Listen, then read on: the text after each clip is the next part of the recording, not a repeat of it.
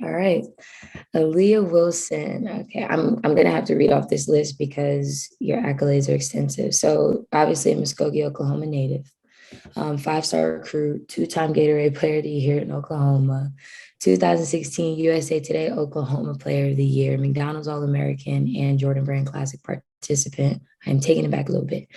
2021 second team All SEC, 2021 honorable mention AP All American as my teammate, winner of Texas A&M's Loman Inspiration Award, SEC champion, number 11 pick in the 2021 WNBA draft, current member of the Indiana Fever, my fellow 2021 regular season champion. I just had to reiterate that one. And thereby former teammate and my friend, A. Will. How are you today? Welcome to the show. I'm doing great. And of course, thank you for having me. Of course. Be part of this. Thank you. No, thank you for joining. I'm sure you're busy woman, booked and busy. But I'm so glad we could do this. So 2021 was a big year for you. It was a big year for both of us, but just from a perspective of the season and being ranked number 2 in the country and all the things. But you were also given the key to your city. So most people only dream of that kind of thing. What was that like for you? Shoot, I think it really surpassed my dreams, honestly, just because I don't even think as a kid I could have imagined myself being in that position or, receiving the key to my city. You dream of going back and maybe getting your jersey retired or whatever. No, for sure. Having the mayor hit me hey, we want to give you a key to the city. A key, what does it open? Nah. Yeah. But it was really dope though. Just a full circle moment, being home and all of that, all that taking place where I was where I grew up at, the park I grew up at, seeing my whole community there. It made that whole year it finished. Capped it off. Man, for real. Icing on the cake. No, for sure. So what is Muskogee like? It's funny because, I'm gonna represent Muskogee. You're gonna always hear me say I'm from Muskogee, Oklahoma. Yeah. People ask that, but in all honesty, Muskogee is not spectacular. There's not a lot there. You can go on one street and you'll probably think that's the whole city just because everything is stacked right there. But it's Muskogee. It's a little bit of the country, but it's community. It's it's so much I could say, but to me, Muskogee is New York City or it's home. It's home for you.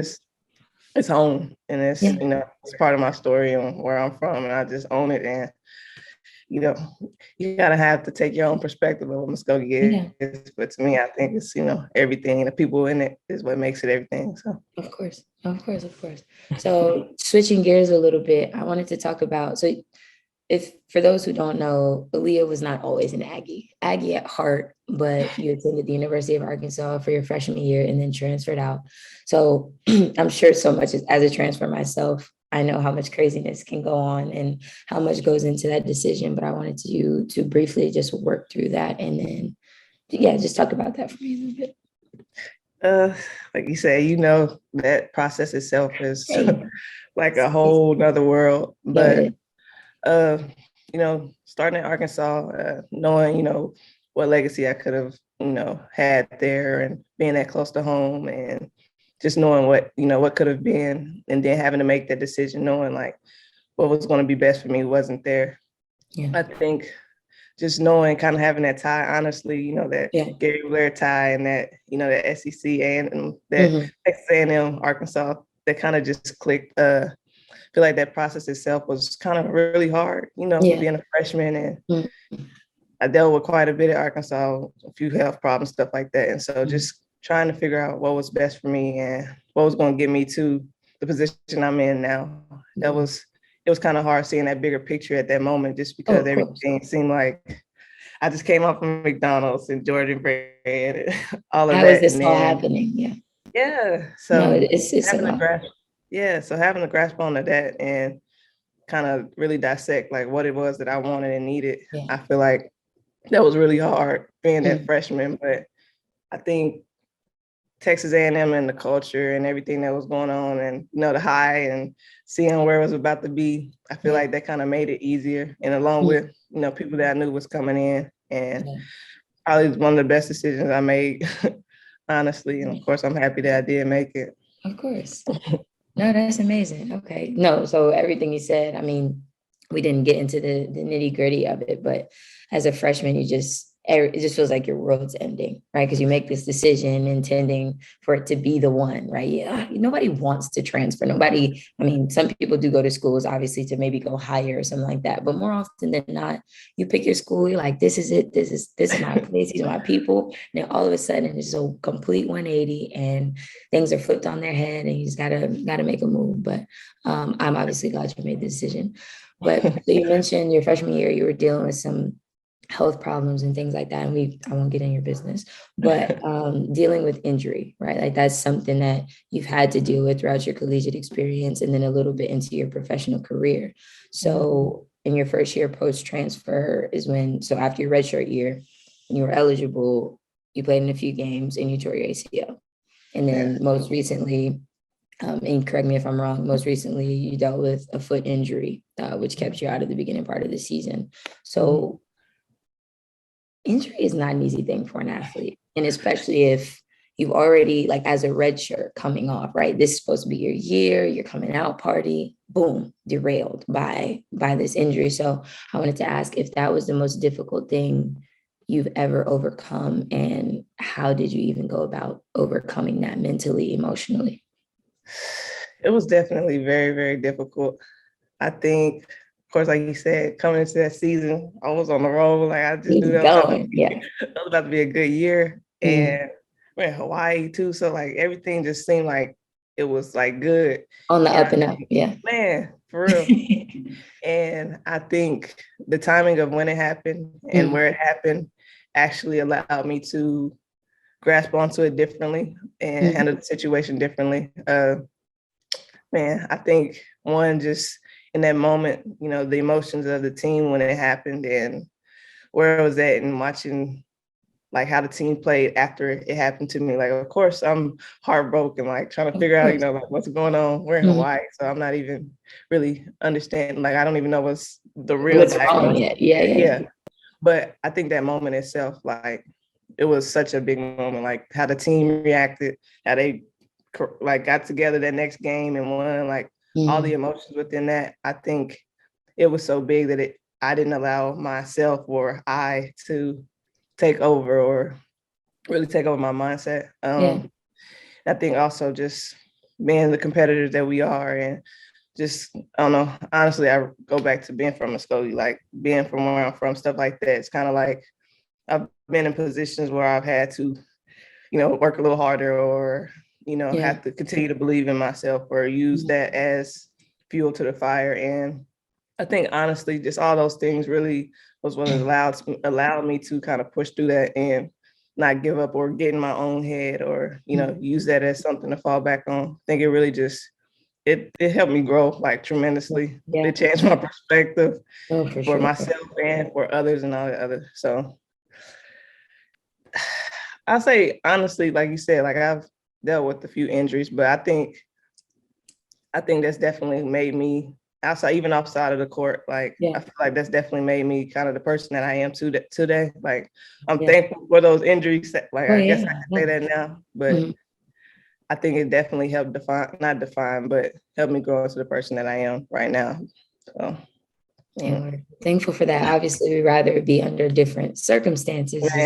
We wouldn't wish an ACL tear on anyone or any sort of really like threatening injury. The recovery process is a long one. There's a lot that goes into that. So kudos to you. But so April 15th of last year, right? Big day. I had the pleasure of watching your name flash across my screen when you're drafted number 11 in the WNBA draft.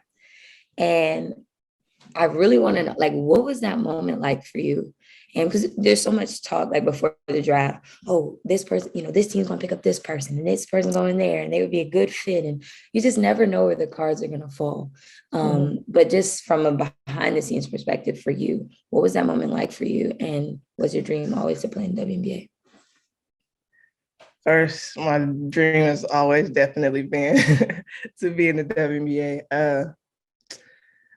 I'll go back to the ACL thing. Like after that happened, there's so much talk that happens after you, especially your ACL, like so much talk, even talk, people don't think you hear, and, you hear so many things and you see the other people's, perspective and stuff. And it kind of, angered me a little bit, kind of gave me a little bit more fuel to the fire because just wanting to prove to myself. I already knew, like, I felt myself like, yeah, this happened, but like, that's still the goal. Like, I'm still going to get there. And man, I feel like after that, I wasn't going to take anything less. And approaching that, like you said, that season and just knowing, how well we did and, our team success and all that other stuff, like all that happening and like, these accolades and we're winning and, we're on this high. And I just was like, I don't know, like you said, all the talk is going on, all that, they had me like going third round and all this other stuff. But like the whole time I got on my vision board, like first round, I wrote that down. Yeah, vision board.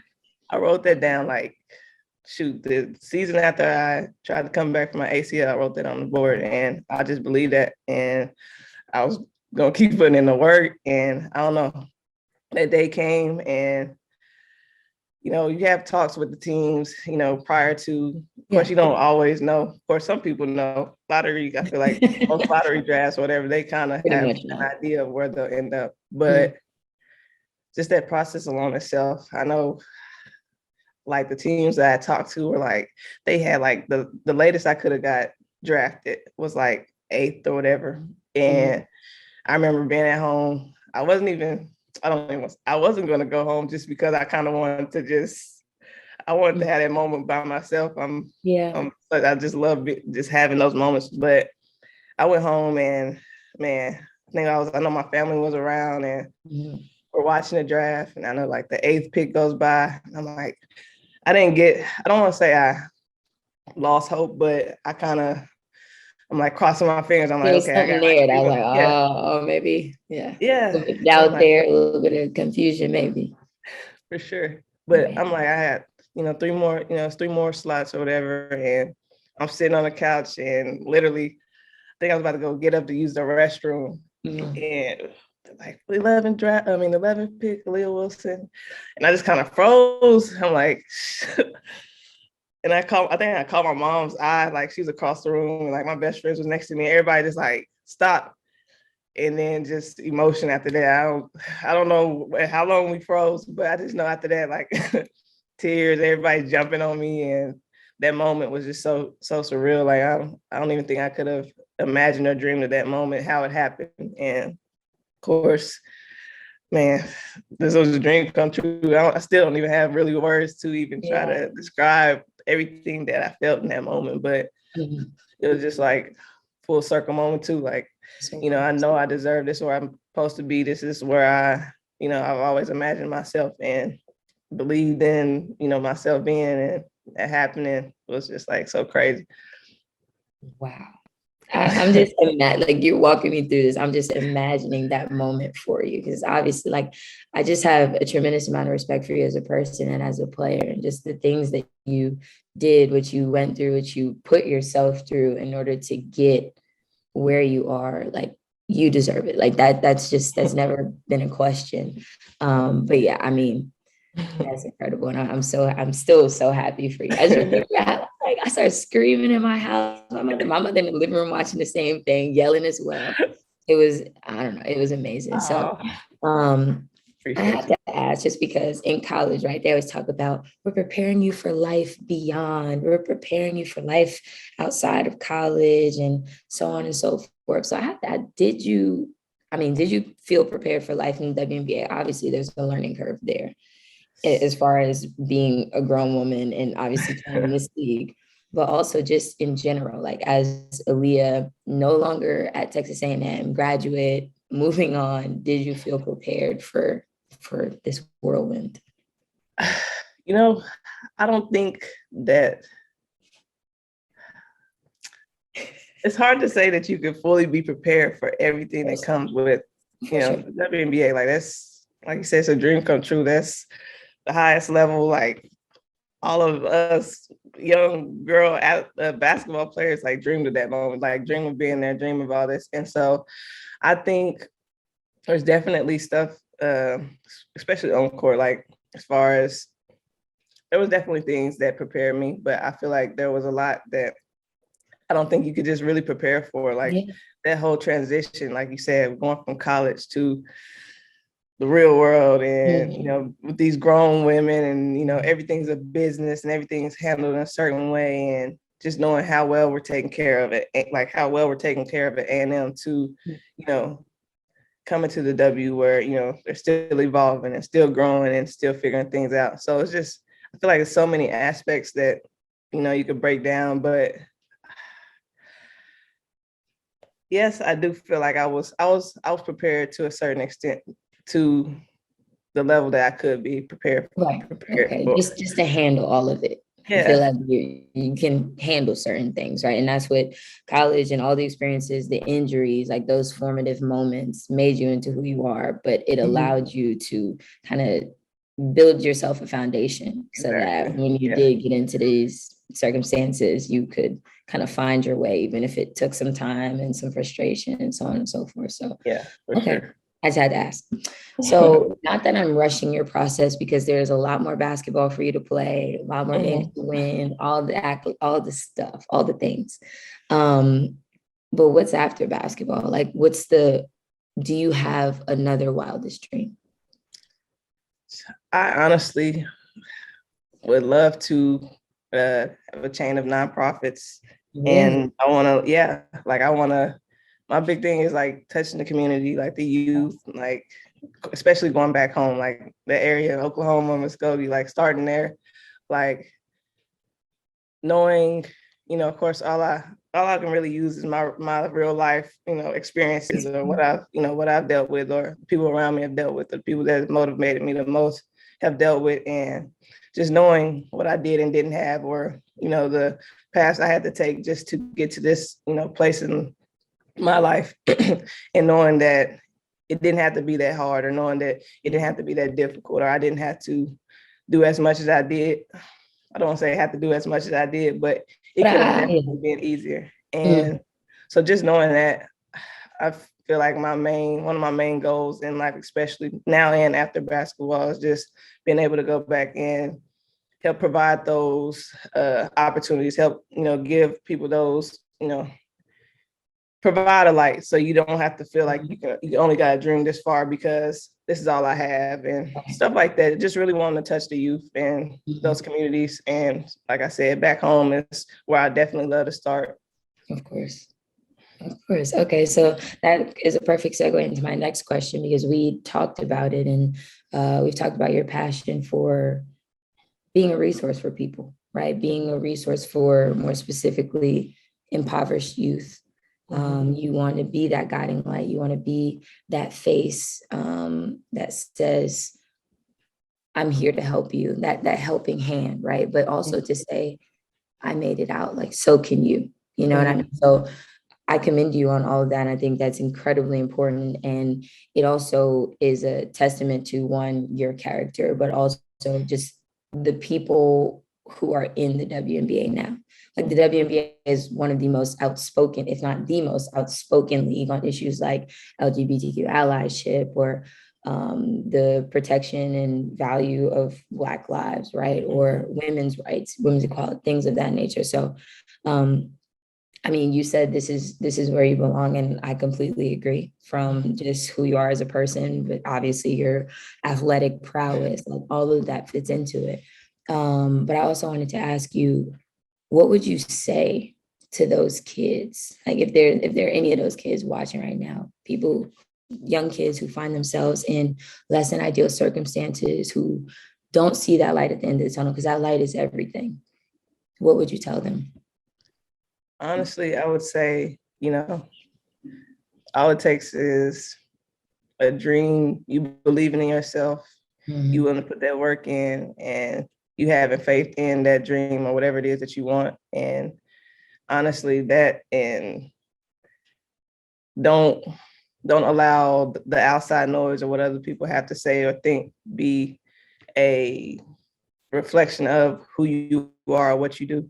And outside of that, those people that are willing to give you a helping hand on what they do have to offer, utilize that, and use that to grow. Allow that to expand your mind, your future, your moment, or whatever that is. Honestly, that's the biggest thing. When you believe yourself and you know that yourself and you're willing to put in that work, I feel like a lot of that outside noise can't really crowd what you want or what it is that you want to do. Yeah. So who helped you with that, like in your believing in yourself, right? Because some people may find themselves in situations where people around them don't believe in them, and it makes it that much harder to believe in you, to believe in your abilities. And a lot of times what happens in maybe school, maybe at home, maybe both, is kids are burdened with these labels, right? Maybe it's a learning disability, or that may not actually be a learning disability, right? There are a lot of misdiagnosed cases in that regard. Yeah. Learning disabilities, or just an overall like reiteration of lack of self-worth, or whenever maybe a young person is trying to do better for themselves, maybe they read more, then it becomes why do you think you're better? There's so many things, and you see them in the movies, but those are obviously a reflection of things that actually happen. I've seen them, you know what I'm talking about. So where did that come from for you? Can you attribute that to your family? Is it something that's just innately you? Where does that come from? Honestly, I'm blessed to have some really great older siblings. And I always say, like, if it wasn't for their past or, their journeys, I definitely wouldn't have been able to reflect and build and grow and be the person that I am, just because knowing, like, I had my older brother play, he played college ball, and, watching the path that was taken with him and them, knowing how good he was and knowing how great of a person he is, and knowing, what they went through. And then my sister doing the same thing, and, pushing that agenda even higher, I feel like that alone itself. And then again, I talk about Muskogee, like, it's not the greatest city, but the people that were there, I was really blessed to be around or taught or, coached by some really great people. My parents, my dad, like, those people, I feel like there was always just this one person or something that I could take from someone or each moment. And of course, I give a little credit to myself. I feel like I'm definitely the type to observe and try and take whatever it is that I see, whether it's a win, a loss. I'm always trying to take something from it. And I think just from that alone itself, and like I said, my siblings, they're amazing. They're superheroes to me. And I think that alone itself, their words, their journeys, like, all of that really just helped me, knowing like everything was possible, or knowing that I have people that believe in me, or knowing that they seen everything and all that. So yes, them. I love that. So last thing for the kind of heavier part of it. So you mentioned just faith, right? Like having faith in yourself, having faith in your journey, and that this too shall pass. So I wanted you to kind of just expand on that a little bit, just because how big of a role does like faith in God, faith in just, I don't know, better days, like how far did that take you? Like how much of this has been that? Shoot, I was on the faith bus, I feel like, all my life. No. Definitely, I feel like that's one of the biggest things, because like you said, I know we all are faced with different, adversities, there's always some type of obstacle or whatever, but I feel like, especially, within my journey, there's always been something that I've had to, overcome. And within that, you could easily allow that to, take away from your faith or your, confidence, or, the dream that you have. And I feel like for myself, just knowing that I had faith in God. I had faith in myself, the work I was putting in, and, you know, the people that were around me. I feel like if I didn't have that, and if I didn't truly believe in what was in me or what I was doing, then I definitely wouldn't have been able to push through those things. You know, like I said, like everybody faces their own, you know, adversities and stuff like that. But being able to believe or in yourself or, you know, your greater being, and being able to push past those things and being able to see past what's going on, see past those dark days or those dark moments. I feel like that's the hugest part, because, you know, that kind of separates so many people from, you know, being who they want to be, because either one, we let adversity or those moments make us or break us, or we can push past them and, you know, exceed whatever it is, and, you know, push and keep continuing to push and still follow that dream, or still see yourself in that place, regardless of what's going on in that moment, just seeing the bigger picture. The bigger picture is everything. That was me. I'm sorry. I forgot. You did. Okay. So that kind of concludes the heavier part of the conversation. So this or that are just the lighter things. So I've seen a couple of videos with you and your teammates, the TikToks, right? Like, I don't know, you look like you're having fun. Obviously, you work hard. Obviously, there's the grind of the season, all those different things. But I wanted to ask, which one of your teammates has had the greatest positive impact, or somebody in your organization, just being in the situation that you're in now? Who are those people that have kind of been your rocks, your mentors, your people of choice? I'd probably say my biggest, man, I have to say Jantel Lavender, my teammate now. Yeah. I mean, coming into this league, like you said, being a rookie, and it's a lot. Like, it's so much coming at you at one time. You're trying to grasp on it all. And, you know, she's a vet, and, you know, she's been through it all. She's been there. She's, you know, seen it all. And just being blessed to have, you know, people like her, or, you know, on the team. And, you know, of course, we have younger players that, you know, like Kelsey Mitchell's and Tierra. You know, we have players like that, like you said, I do it, like I enjoy them. Like, we've had so much fun, but just the real aspect of it, and just, you know, like you said, coming into this season, being a rookie, and, you know, being faced with dealing with quite a, you know, few things just within that season and that transition and all that. And just having somebody that's, like I said, has been there, been through it all, and has that perspective that can kind of allow me to breathe and know, like, okay, like, the world isn't coming to an end, or, you know, this isn't your full perspective of the bigger picture. Like, this is just one moment. And just having someone like that has been a blessing, honestly. And she's been great. And that's probably have to say, Jantel. So we need people like that. Like, there's no me without people like you, right? Like, there's no you without Miss Lavender, right? So all of that matters. So what's your favorite city that you've played in as a professional player? Man, I was like a little kid in a candy store every time we traveled. So I believe you. Honestly, I'm gonna have to go either LA or Phoenix, maybe.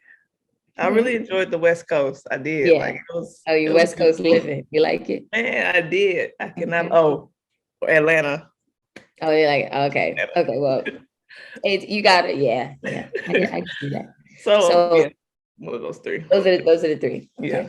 So if I were to say Beyonce wouldn't be Beyonce if the late Aaliyah, the artist, the music artist, was still alive, what would your response be?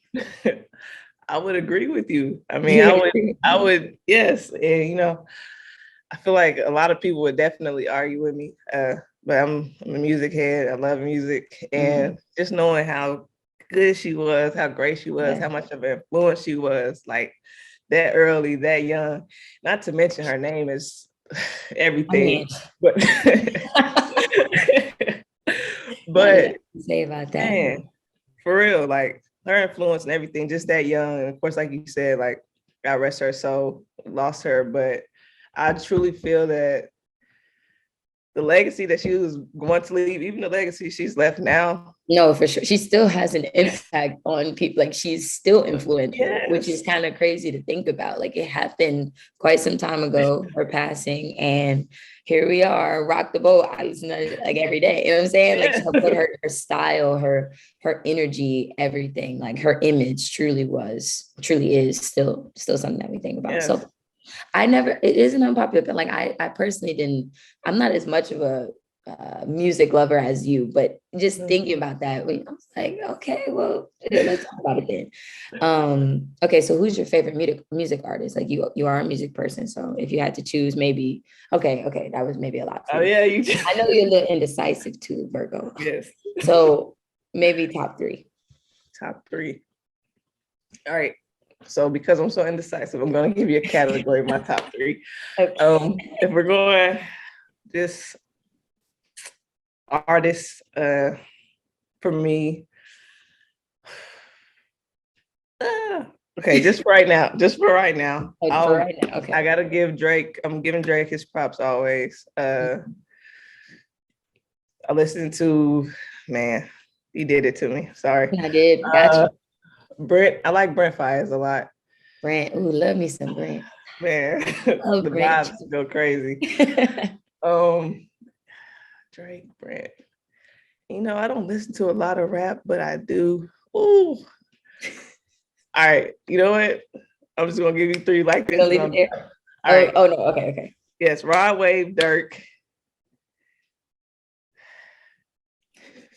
And then take one of those, Drake and Brent. Okay, that's fine. 4. We got 4 right now. Yes, there we go. Subject to change potentially. I don't know, but those are the 4 right now. For the moment, that's what we're going for. Boom, leave it right there. So this is the last one. So what's your favorite Aggie tradition, or what do you miss the most about Aggie Land?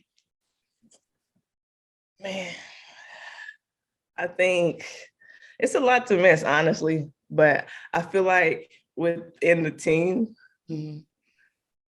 the yells, the yell leaders, the yells, like the whole midnight yell, like that whole, all of that, the yelling those chants with you guys, like, yes, I think we took that and we kind of enjoyed it and kind of made it a thing. And I think just that alone, being able to associate that with those moments and all that, I think the yells definitely, I miss.